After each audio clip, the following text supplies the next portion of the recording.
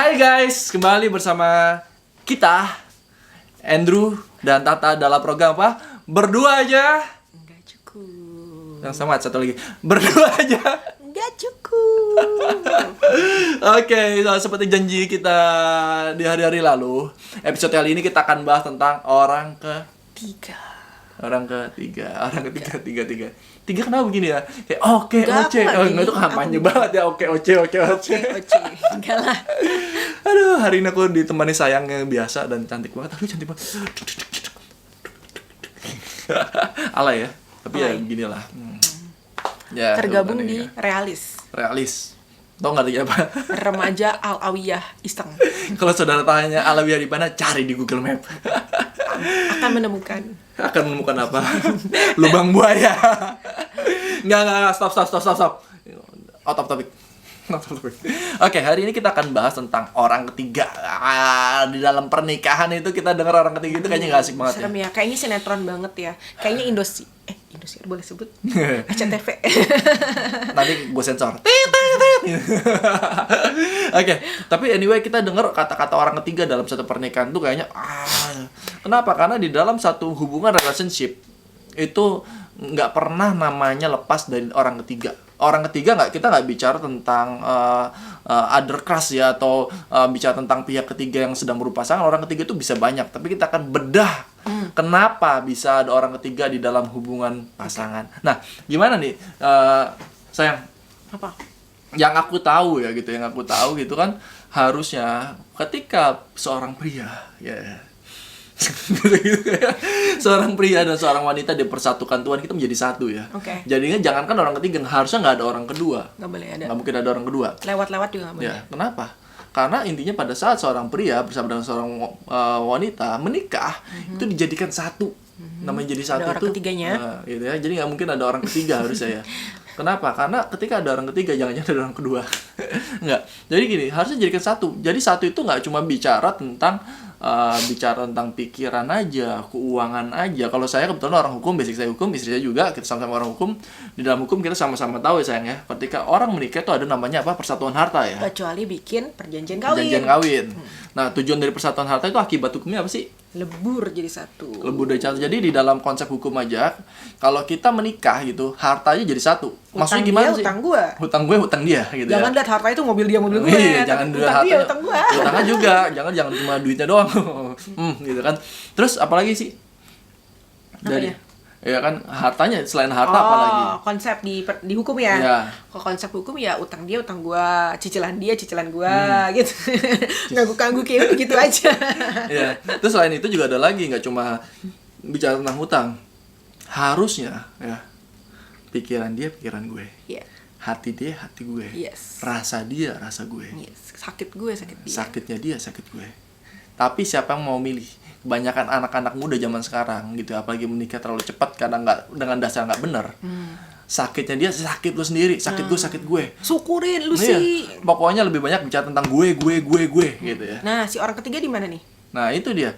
Ketika kita banyak bicara tentang gue, lu bisa hati-hati nggak dijaga punya bibir. Kenapa? Lu curhat nggak dengan orang benar, gitu ya. Orang ketiga nggak bicara tentang keras aja loh. Bisa jadi kalau salah curhat bisa masuk ke keras. Tapi kita sebelum ke situ kita pengen ngobrol. Gimana sih harusnya kita menyampaikan situasi yang mungkin bro and sis ngalamin banyak hal dalam pernikahan yang nggak mudah juga. Ada mengalami kekerasan, ada mengalami sakit hati, Ada yang diselingkuhin. ada yang diselingkuhin, Ada yang ada yang ngerasa diperbudak, dibabuin, Iya. ada yang diapain lagi? ada yang mungkin cerai nyambung. Iya, ternyata itu kalau jauhan tuh. Ada yang mungkin nikah beda agama. Iya, mungkin ada yang nikah beda agama. Nah, Beda suku. Oke, sekarang balik ke dalam poin adanya orang ketiga. Iya. Kenapa sih bisa ada orang ketiga? Nah, kira-kira menurut kamu gimana sayang? Karena manusia makhluk sosial, dia pasti ada dalam suatu sistem sosial. Banyak orang yang cukup beruntung ya, apalagi yang tinggal di luar negeri atau tinggal di apartemen gitu ya, dia tidak hidup terlalu bertetangga gitu ya. Tapi ada juga yang diberkati seperti kita, karena kita itu tinggal bareng orang tua ya. Kita lagi kadang-kadang lagi peluk-pelukan sayang mbaknya lewat, jadi orang ketiga gitu ya ngeliatin gitu ya. Terus kita lagi ngobrol serius, di sebelah ada susternya, kakak lagi ngomongin ini, oh udah jadi orang ketiga. Bahkan anak itu juga jadi orang ketiga kadang-kadang gitu, karena dia suka komen, mama sih, papa sih gitu ya, mama nih mustinya nih, papa nih mustinya gitu ya. Tapi balik lagi sih, kita nggak bisa avoid atau menghindari terjadinya kehadiran orang ketiga itu. Kita nggak bisa menghindari terjadinya masalah. Yang kita bisa adalah memperkuat tali pernikahan gitu ya. Jangan pernah nyalahin akibat orang ketiga ke orang ketiganya, tapi justru introspeksi seberapa kuat tali pernikahan itu. Oke? Mungkin ada beberapa jenis orang ketiga yang pengen kita sebut dan kita jelasin ya hari ini. Pertama, orang ketiganya itu adalah bisa jadi jejeng mertua lo. Mertua. Oke, yang kedua sahabat lo. Ya, Yang sahabat. ketiga anak lo. Ketiga anak lo. Yang keempat sahabat jadi demen tuh. Nah, itu tuh yang Terus lucu. ada lagi nggak? Kerjaan lo. Ya, kerjaan juga bisa jadi orang ketiga lo. Bener ya, itu bener banget. Kesannya menguntungkan, tapi ya setiap keuntungan tuh baik dalam pernikahan. Ya. Oke, pertama dulu kita ngomong tentang mertua. Mertua. Gimana cara menyingkapi posisi mertua sebagai orang ketiga menurut kamu? Ya, kalau menurut gue secara pribadi ya, menurut aku sayang, aku ngeliat bahwa mertua itu kita harus batasi lingkupnya di dalam percakapan formal, Oke. gitu ya. Tapi dalam hal keputusan rumah tangga, jangan pernah melihat mertua menjadi decision maker. Yes. Ya, dia boleh menjadi pemberi masukan, tapi sebisa mungkin tidak. Kenapa?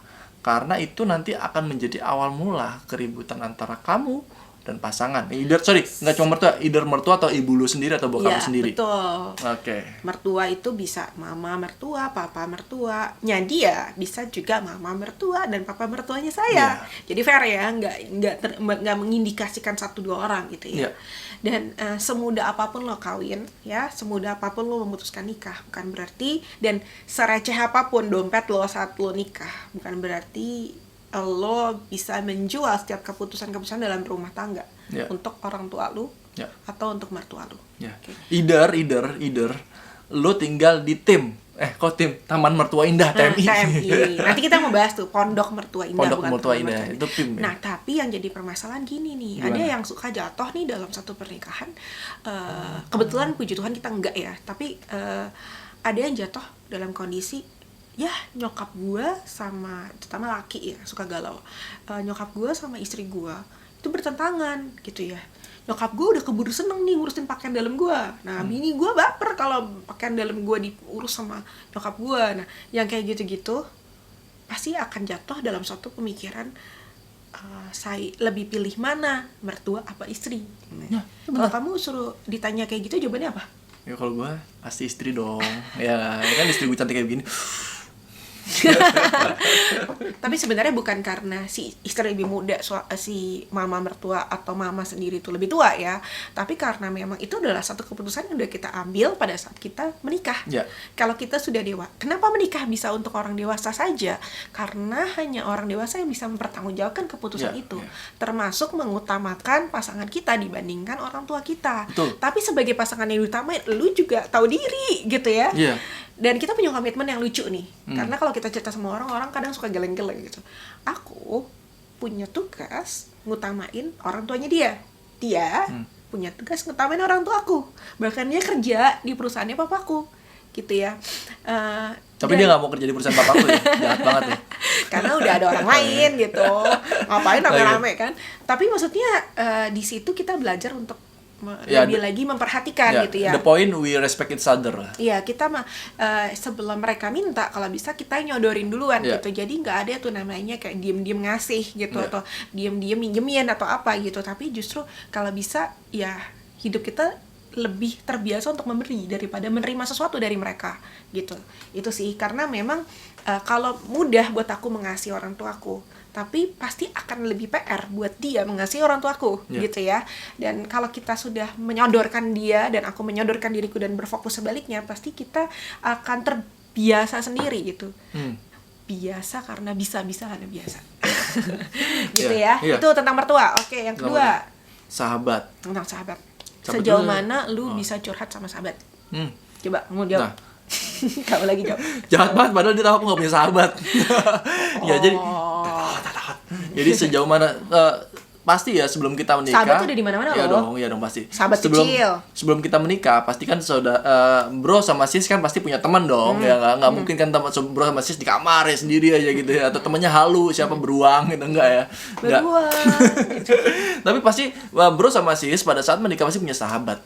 Dan sahabat yang dulunya pasti banyak mendengar tentang bro, tahu banyak tentang bro. Tapi satu hal yang pasti adalah gini, meskipun seolah-olah sahabat sis and bro itu tahu tentang bro, tapi dia nggak akan pernah tahu sedalam pasangan bro tahu. Yes. Dan yang tahu pernikahan kalian adalah kalian sendiri. Betul. Okay? Kenapa? Tapi bukan berarti kalau dinasehatin langsung blocking mind ya. Iya, nggak berarti itu ya. Tapi gini deh, sometimes gitu kalau kita punya masalah, kita cerita, pasti saudara akan atau bro akan cerita tentang baiknya bro, ya kan? Yes. Dan Bro akan jeleknya cerita sih pasangan pasti lo. jeleknya pasangan, dan bro akan cerita tentang positioningnya terus. Sama meskipun bro or sis ada di dalam posisi yang salah. Oke. Ya. Tapi pertanyaannya boleh nggak sih sebenarnya curhat sama sahabat? Boleh nggak? Boleh nggak? Gitu. Kalau dari kamu? Dari aku kalau kita nggak perlu curhat tentang pasang sahabat, lebih baik nggak usah. Tapi kalau menurut aku ada beberapa orang yang bilang aku nggak mampu kalau jalanin ini sendiri. Ya curhat baik gitu, tapi pilih-pilih teman. Ya, jangan jangan sembarangan udah tahu nih gini. Udah tahu si X gitu dia cerai gitu ya. Terus udah tahu nih lu lagi ribet sama pasangan lu.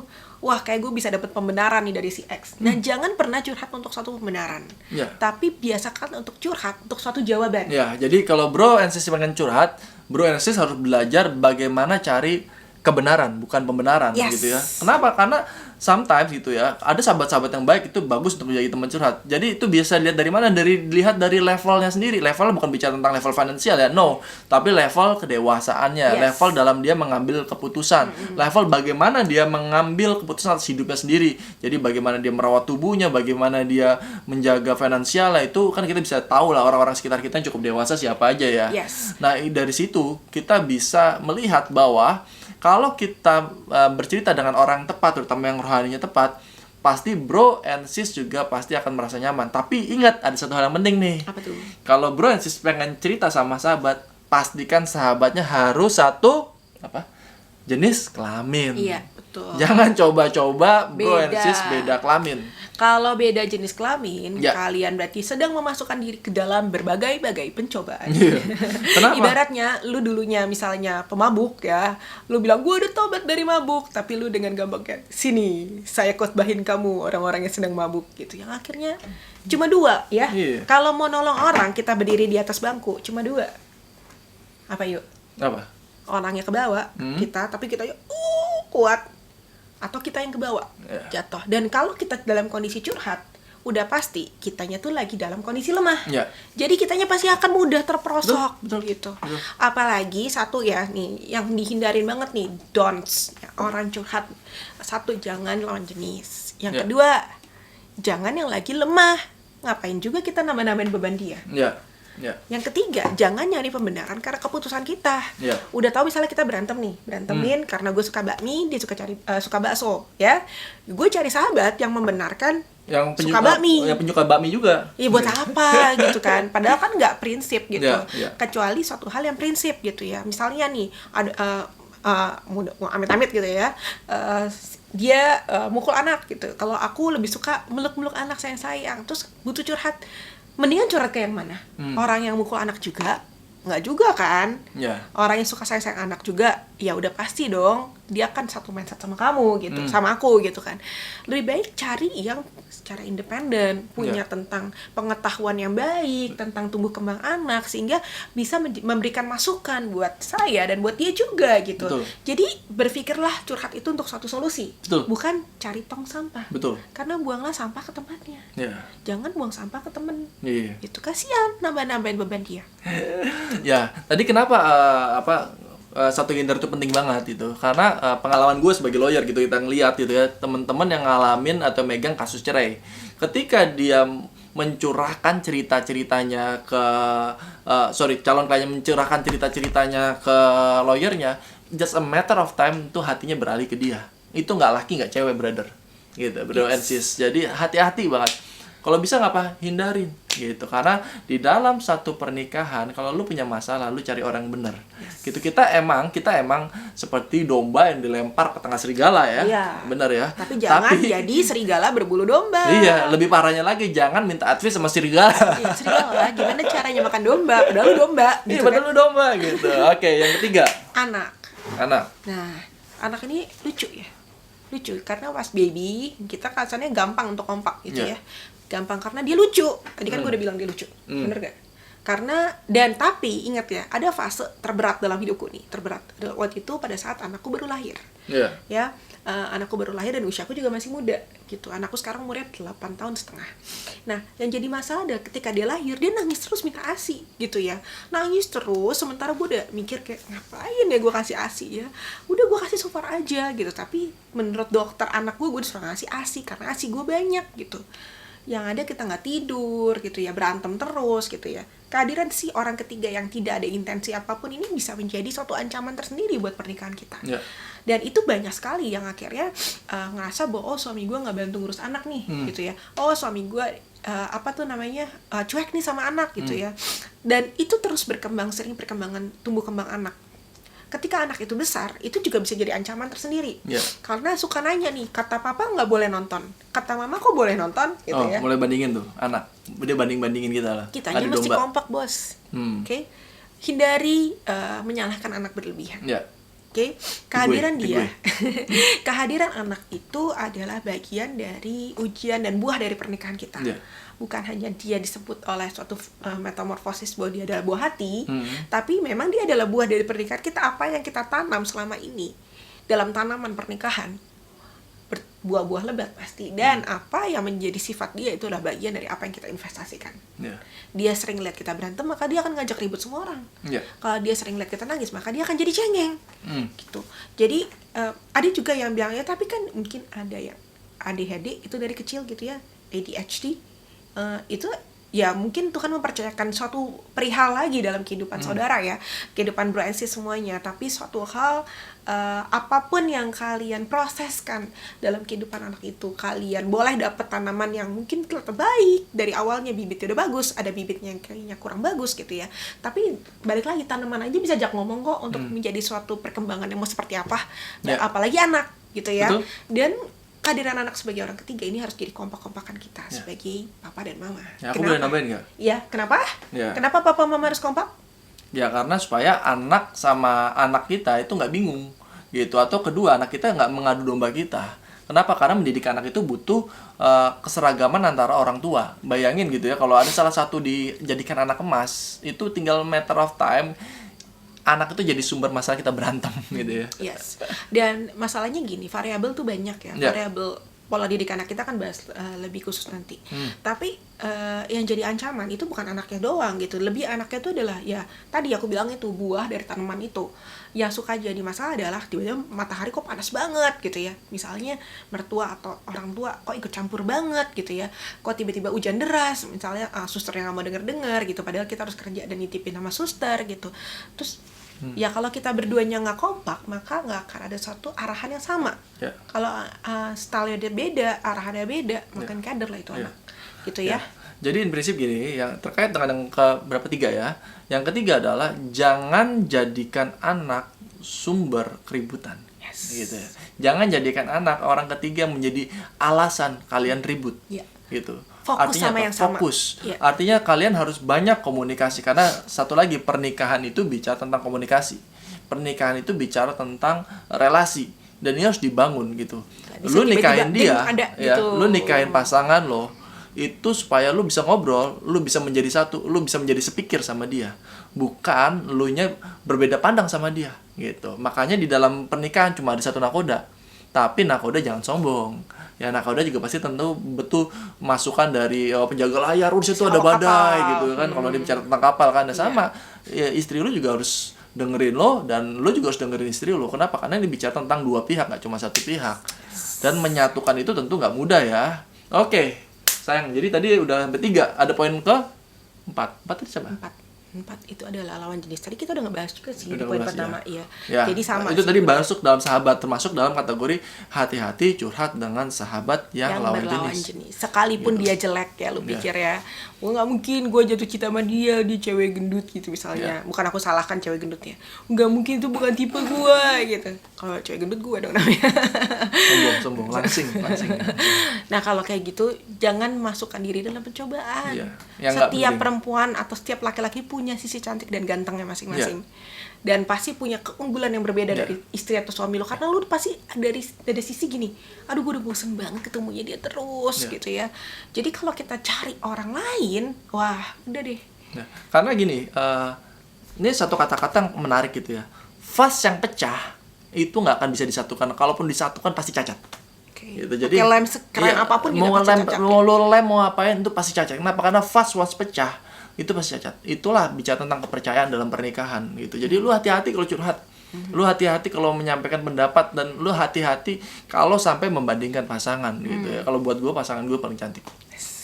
Ini bohong atau benar nih? Pasangan gue Bohong. paling ganteng. Jangan bilang nanti dia GR. Aduh, gue di-GR senang banget. Perlah. Oke, jadi terkait orang ketiga, kita sudah punya kesimpulan. Kesimpulan pertama, Ya. hati-hati dalam curhat. Oke, hati-hati. Cari curhat itu untuk solusi, betul? Ya, curhat untuk solusi. Yang ketiga, perkuat kekompakan kamu. Ya. Semakin kamu kompak, semakin kamu akan berkurang masalahnya. Ya. Dan yang keempat, lu kalau mau curhat sama pasangan lo. Kalau lu nggak pas sama dia, bro and sis, sama pasangan itu, sampaikan, gue nggak pas ini. Ya dia harus ada kerendahan hati untuk mendengar. Kalau dia nggak Kalau dia marah-marah terus gimana? Marah-marah, suruh nonton vlog ini. Itu. Kenapa? Karena prinsipnya tadi, bicara pernikahan itu bicara tentang relasi. Relasi dalam pernikahan nggak bicara menang kalah. Kenapa? Karena baik lu menang ataupun lu kalah, itu sama aja lu kalah. Karena satu tubuh. Satu tubuh. Jadi kalau ngerasa pasangan lu ngerasa kalah, artinya lu kalah. Pasangan lu ngerasa menang, artinya jangan-jangan lu ngerasa kalah. Yes. Jadi baik lu menang atau kalah, lu kalah, gitu ya. Gak bisa dong tangan kanan ngomong ke tangan kiri. Tangan kiri, lu ya nyebelin banget, tangan kanan gue lebih bisa, gue bisa pakai sendok, lu cuma bisa pakai garpu, gitu kan? Terus dia baper sedih, terus dia hahaha seneng, enggak kan? Kalau dia sengklek, nih tanganku hari ini luka, pasti kedampak ke tangan kanan, bener Iya, nggak? betul. Oke. Ya, demikian vlog kita hari ini. Semoga bisa bangun saudara. Nggak terasa jadi berkat. 22 menit jadi berkat. Nanti di vlog berikutnya kita akan bicara tentang mesra waktu nikah. Penting gak sih mesra? Penting nggak ya? Kamu mesra gak sih sama aku? Nggak tahu. Oke, see you. Oke, see you guys. Sampai ketemu lagi. Bye.